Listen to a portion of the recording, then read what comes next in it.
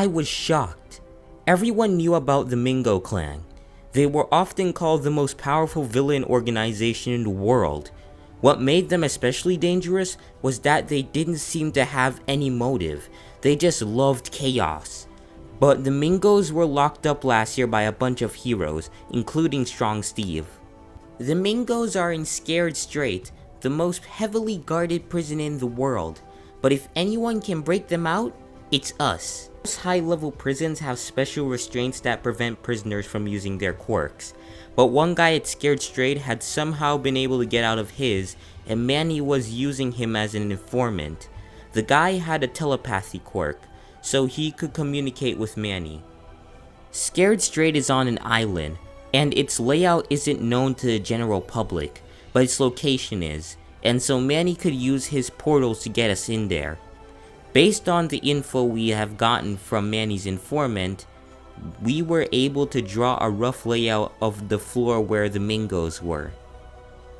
We had promised the informant we'd get him out too, but he was on the floor below.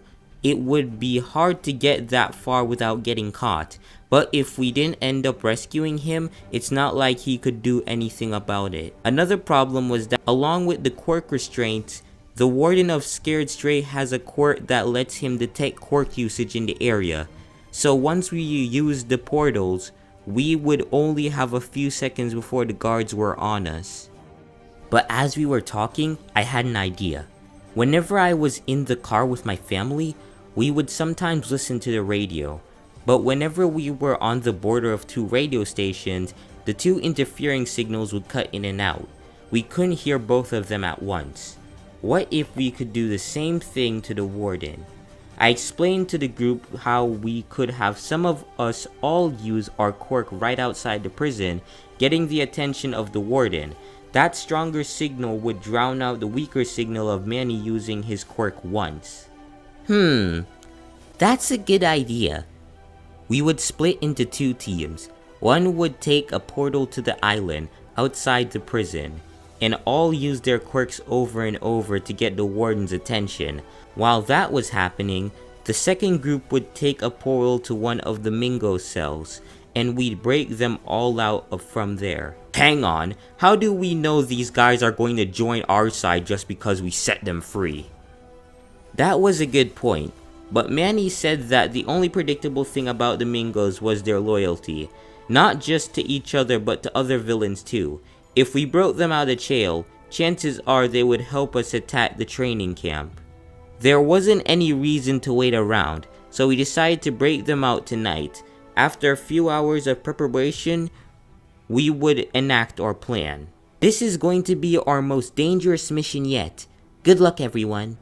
That night, we all gathered at Corny's. Manny summoned a portal, and the group that would be outside the prison, Group B, headed into it. That was mostly the weaker guys, since the strongest fights were reserved for Group A. Is everyone ready? We waited about 20 seconds. Then Manny opened a second portal, thanks to the informant's description of the prison, and sure enough, we did. The guards noticed us right away, but they were pretty undermatched. Come on, ladies, get those arms up! Disciplined Cop, Charles Brown. Charles is the father of UA Hero Corps student Abigail Brown. He also serves as a Plainview police officer, although he was temporarily resigned to guard the infamous prison Scared Strait. It would only be a matter of time before more guards showed up, so we got to work breaking out the Mingos. We had gotten most of the prisoners out when suddenly a bunch more guards appeared, including the warden. Get them! As some of the more bullet-resistant members like the Grout started fighting the guards, we rescued the rest of the Mingos. Manny opened a portal to go, but Biro stopped him. What about your informant? We promised we'd get him out. There's no time, we need to go. But for whatever reason, Beardo wouldn't leave without him. We all watched as Beardo charged down the stairs. He used his quirk to levitate the keys out of one of the guards' pockets. We can't just leave Beardo behind. Forget about him! We need to go now! As we were talking, Beardo ran back up the stairs, and there was someone else with him. But just before he could reach us, Mr. Beardo fell to the ground in front of us. Before I even had time to react, Manny was shoving me into the portal.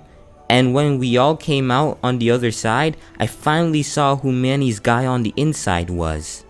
I was totally shocked that Uncle Gary was in jail, but he seemed to think that it was no big deal. But more importantly, we had the mingos, and there were a lot more of them than I thought. And we actually managed to pick up someone else too, Silas Scratch. I guess after he got arrested during the USJ raid, they threw him in here. But we were also still reeling after the loss of Mr. Beardo. It's not like I knew him that well, but it was still shocking. One minute he was there with us and the next he wasn't. I decided to go for a walk that night. It was a bit risky since I was still wanted by the cops, but the chances of me getting caught were slim. I headed down to the old neighborhood, making sure to stay out of people's way, but eventually I was spotted, and it wasn't by who I expected. Greg? Rowley tried to stop me, but as soon as I saw him, I knew I had to get out of there. He had turned me in the first time, and there was no way he'd let me go this time. I'm sorry. Huh? Despite myself, I turned around. I shouldn't have turned you in to the cops. I mean, you're a villain, and that's kind of my job, but I should have tried to help you first. I was totally confused. I had been expecting a lecture, but this? Come with me, Greg, like, we can work things out. Yeah? How do you see things working out? Because if I go with you, I'm getting arrested for sure. This is just another way to paint yourself as the hero and me as the villain, right? Just like you taking my bike at the USJ, or putting up my rejection letter with Holly. Greg, that wasn't us. Huh? How would Holly and I have even gotten that letter? That was weird. I had assumed either Rowley or Holly had done it to make me look bad. That was the whole reason Rowley got mad at me. Then I decided to go to the USJ, and because of that I joined Manny. I didn't even give Rowley an answer. I just turned around and ran back to Corny's. It was you! You'll have to be more specific. You were the one who hung up my acceptance letter at UA. Yes, I did. So, you made everyone hate me so you could take advantage of me. How did you even know I would go to the USJ? Oh, I didn't. That was totally unexpected. It just happened to work out for me. If I hadn't seen you then, I would have tried to recruit you at home some other time. The more Manny talked, the more angry I got. He was talking so nonchalantly. You don't even care about me, or any of us. You are fine with letting Beardo die. He made a foolish mistake by trying to save Uncle Gary. Gary's of no use to us now that he's out of jail. I didn't stop. At this point, I was on a roll. And Jake too! The only reason he joined was because of One for All, and he still needed weeks of training time. Oh, you really thought, you thought One for All actually needed training time? No, you don't need actual training prior to receiving One for All. It won't be that strong until the 5th or 6th user probably. I used that time to make sure Jake was trustworthy. Needless to say, I was pissed. It was starting to seem more and more like we were all just pawns for Manny to build up his quirk collection. Greg, you've been asking a lot of questions, but now I have one for you. What are you going to do about it? You have no other options. If you leave the society's protection, you'll get caught eventually. Your friends, our parents, they would all turn you in. And besides, it would be a shame if something were to happen to your quirk. After my conversation with Manny, I headed into the break room. No one else was there, so I had some time to think.